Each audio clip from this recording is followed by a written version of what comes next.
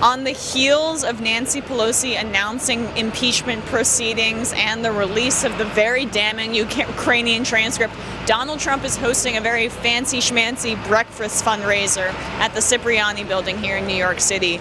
It's very early in the morning, but there are protesters here to greet him outside of that fundraiser. There's about 15-ish people here, so not a lot, but hey, I give them credit. It's 7 a.m., I'm barely here.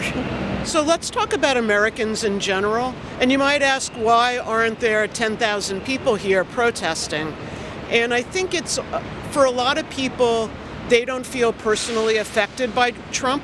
However, the wealthy have been positively personally affected by Trump, particularly because of the tax changes.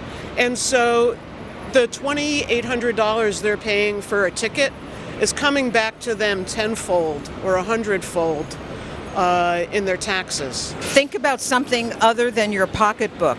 Look around and see what is happening to the world. Don't you have children and grandchildren? And don't you care about the role model and the bully pulpit that we have right now? What kind of message is that sending to your children and grandchildren? I think it's even more just hypocritical and shameful that they continue to keep funding him. It was shameful 2 years ago. It's even more now. They're equally as immoral. I mean, they don't have any spines. They got theirs, and I guess they want a little bit more. But, the rest of us don't have it. They're 1%. I think I live in a bubble. They live in a more cosseted, comfortable bubble, and they don't want to lose a shred of that bubble. Or their tax dollars. Right. Exactly. They have a real reason to be supporting Trump because all they care about, Trump says America first, but for Republicans, it's me first. And that's why they're here. I would note that the wealthy people were lined up outside and the city moved garbage trucks to block them from view, which is pretty apt. Every one of them has a driver sitting in them. And I'm really glad that they have a union contract and they're making good money. But I don't want them to be sitting there blocking us from Trump and his supporters getting paid by the hour. With taxpayer dollars, too. Oh, yeah. Taxpayer dollars, of course.